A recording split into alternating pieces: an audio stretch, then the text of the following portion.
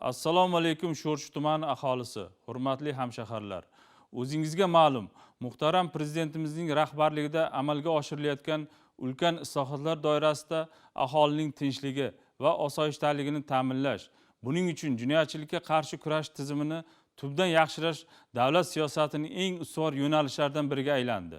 Albatta, ushbu islohotlarning tub mohiyati inson qadrini ulug'lash, uni kriminogen vaziyat barqarorligiga rahna solayotgan har qanday turli tajovuz va tahdidlardan munosib hamda kafolatlangan himoya qilish, xalqimizning tinch va osuda hayot, qolaversa farovon turmush kechirish uchun qonun ustuvorligini ta'minlash bilan chambarchas bog'liqdir.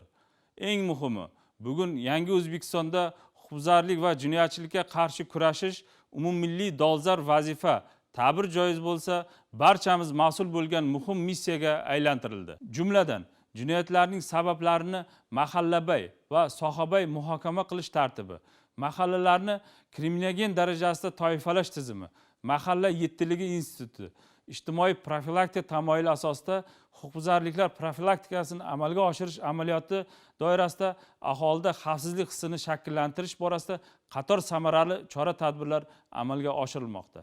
Shu bilan birga, aholining konstitutsiyaviy huquq va erkinliklarini ro'yobga chiqarishda qonuniylikni ta'minlash, huquq tartibotini mustahkamlash uchun biz huquqni muhofaza qiluvchi organlar zimmasida katta mas'uliyat yotganligini, oldimizda hal etilishi zarur bo'lgan masalalar ko'p ekanligini juda yaxshi tushunamiz. Dolzarb va muhim vazifa sifatida belgilab berilgan bu ishlarni sohaga tatbiq qilish, tumanda kriminogen vaziyatning barqarorligini ta'minlash bo'yicha prokuratura organlarida kuchaytirilgan ish tartibi joriy etilib, doimiy davom etadigan sohaviy nazorat o'rnatildi. Shu nuqtai nazardan huquqbuzarlik va jinoyatlarning oldini olish bo'yicha quyidagi tadbirlarni belgilab olindi. Birinchi, jinoyatchilikka qarshi kurash faoliyati samaradorligini oshirishda sohaviy nazoratni kuchaytirish borasida joriy yilning 3 oyida 59 ta o'rganishlar o'tkazilib, 238 nafar shaxsning buzilgan huquqlari tiklangan. Ikkinchi, so'nggi vaqtlarda O'zbekiston huquq idoralari ilgari duch kelmagan kiber maskandagi jinoyatlar salmog'i ortishi anchagina tashkiliy choralar ko'rishni taqozo etdi.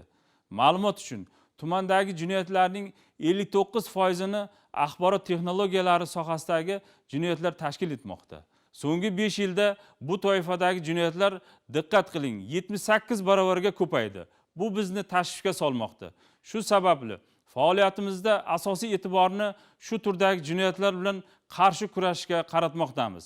Yana bir muhim jihat, davlat rahbarining 2025-yil 3-yanvar kunidagi 2025-yilda respublika mahallalarida xavfsiz muhitni yaratish va huquqbuzarliklarning barvaqt oldini olish tizimi samaradorligini yanada oshirish chora-tadbirlari to'g'risidagi birinchi sonli qarori qabul qilinganining o'zi ham aholining tinch va osuda hayot kechirishini ta'minlash bilan bog'liq masala davlatimiz uchun nechog'lik o'ta muhim ahamiyatga ekanligidan dalolat bermoqda. Qarorga muvofiq har bir mahallalarda huquqbuzarliklarni erta oldini olish, kriminogen vaziyatni barqarorlashtirish bo'yicha yangi mexanizm joriy etilib, mening rahbarligimda tuman prokuraturasida idoralararo muvofiqlashtiruvchi shtab faoliyati yo'lga qo'yildi. Qaror ijrosi doirasida tumandagi jami 53 ta mahallaning kriminogen vaziyati og'ir 6 ta mahallalariga tumanning mas'ul rahbarlari nomma-nom biriktirildi.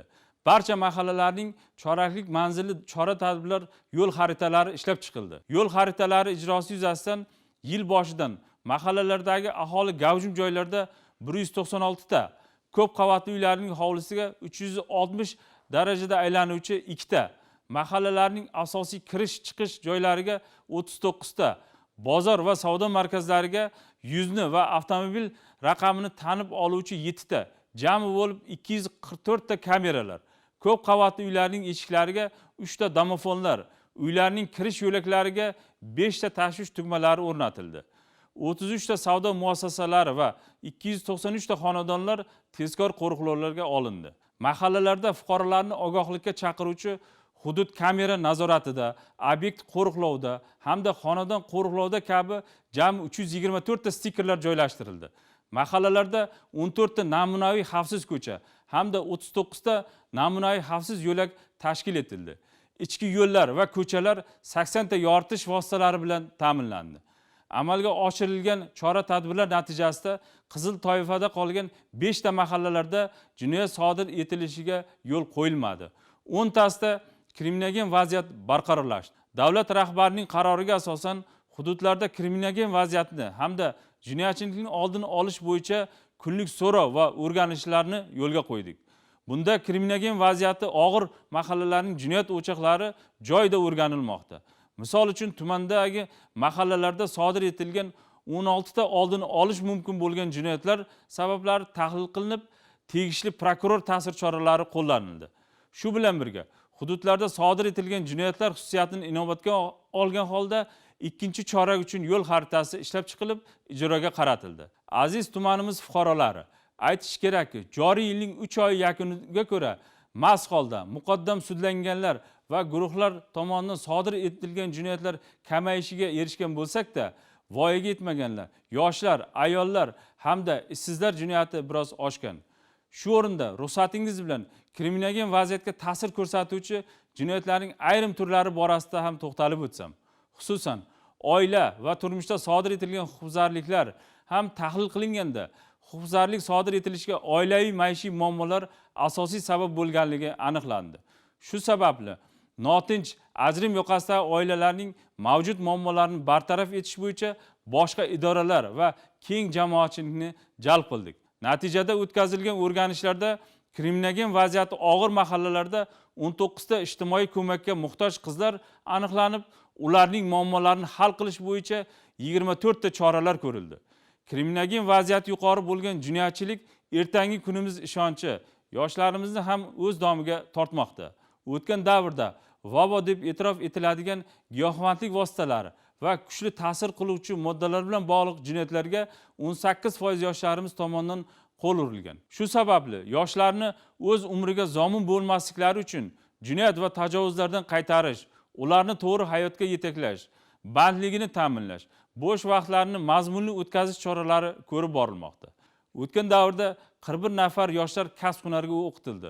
6 nafari chet tillarini o'rganishga yo'naltirildi. 63 nafarning bandligi ta'minlandi. 345 nafarning bo'sh vaqtlari mazmunli tashkil etildi. 18 nafarning ijtimoiy maishiy muammolari hal etilib, 18 nafarning sog'lig'i va hayotiy ehtiyojlari qondirildi.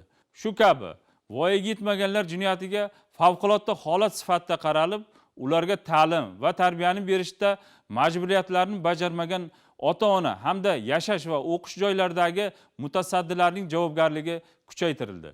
Ta'lim muassasalari, jamoat joylarida mas'ullar profilaktik tadbirlarda uzoq muddatga ketgan 17 nafar bolalar, muntazam dars qoldiruvchi 34 nafar, tarbiyasi og'ir 38 nafar o'quvchilar aniqlandi. Ularning 30 nafari maktablarga qaytarildi. Qolaversa, hokimlik va mahalla faollari bilan birgalikda 3 nafar ota-ona qaramog'idan mahrum bo'lgan hamda 1 nafar boquvchisini yo'qotgan bolalarning 4 ta muammosi hal qilindi. Maktabgacha va maktab ta'lim muassasalarining kirish-chiqish joylariga xavfsizlikni ta'minlovchi 19 ta zamonaviy kameralar o'rnatildi. Bulardan tashqari 1678 nafar ishsizlardan 705 nafari ishga joylashtirildi. 286 nafari kasbga o'qitilib, kasbga yo'naltirildi. Ushbu jarayondan muqaddam sudlangan va ma'muriy nazoratdagi shaxslar ham chetda qolmadi. Ularning 12 nafari kasb-hunarga o'qitildi. 4 nafarning bandligi ta'minlandi. 2 nafarning ijtimoiy muammolari hal etildi. Yana bir muhim masala, 2025-yilning 3 oy davomida jami 5 ta yo'l transport hodisasi sodir etilgan bo'lib, o'tgan yilning shu davriga nisbatan 5.3% ga kamaygan bo'lsa-da, o'lim bilan bog'liq yo'l transport hodisasi o'zgarishsiz qolgan. Yo'l transport hodisalarining sabablari tahlil qilinganda, ularning aksariyati haydovchilarning shoshqaloqligi tufayli yo'l harakati qoidalarida belgilangan oddiy va elementar qoidalarga rioya qilmasliklari oqibatida sodir bo'lgan. Endilikda har bir tan jarohati bilan bog'liq yo'l transport hodisasi diqqat markazimizda bo'ladi. Bundan buyon har bir mahalla xonadongacha tushib, huquqbuzarlik omillarini aniqlashga e'tiborimizni kuchaytiramiz. Jinoyat sodir etgan va bunga moyilligi bor fuqarolar bilan uchrashuvlar o'tkazib, fuqaroboy ish tizimini joriy qilamiz. huquqbuzarlik va jinoyatga sabab bo'layotgan oilaviy, ijtimoiy, moddiy va psixologik muammolarni hal qilishga, har bir fuqaroda jinoyatchilikka qarshi immunitetni bolalikdan shakllantirishga alohida e'tibor qaratamiz. Ayniqsa, mahallabay, xonadonboy va fuqaroboy ishlash orqali jinoyatlarning oldini olish natijadorligi hamda bu borada yo'l qo'yilayotgan kamchiliklarni har kunlik so'rov qilish bo'yicha shaxsiy mas'uliyat yuklatiladi. Endilikda tuman prokuraturasining barcha kuch va vositalari hamma mahallalarda kriminoggen vaziyatga salbiy ta'sir ko'rsatayotgan huquqbuzarlik va jinoyatchilikka qarshi kurashishga to'liq safarbar qilinadi. Bu borada barcha davlat va nodavlat tuzilmalari, hokimliklar keng jamoatchilik bilan hamkorlikni yuqori bosqichga olib chiqamiz. Bunga mas'ul bo'lgan barchaning salohiyatini birlashtirish yo'lidan boramiz. Buning uchun barcha sa'y-harakatlarimiz huquqni muhofaza qiluvchi organlar, xususan ichki ishlar organi bilan birga samarali muvofiqlashtirib boriladi. Huquqbuzarlik va jinoyatchilikka sabab bo'layotgan va imkon berayotgan omillarni, tub sabablarni aniqlash uchun har bir masalaga chuqur kirib boramiz va qonun ustuvor, jazo muqarrar prinsipini ta'minlaymiz. Jinoyatga qarshi murosasizlik muhitini shakllantirishning barcha choralarini ko'ramiz. So'zimning oxirida shuni aytmoqchimanki, tumanimizda aholi farovonligini ta'minlash, xavfsiz shart-sharoitlar yaratish bo'yicha barcha choralarni ko'rib boramiz hamda bor kuch-g'ayratimizni ishga solamiz. Aholining tinchligi va osoyishtaligini, qonuniylikni ta'minlash orqali tumanimizni jinoyatchilikdan xoli va xavfsiz tumanga aylantirish doimiy diqqat markazimizda bo'ladi. E'tiborlaringiz uchun rahmat.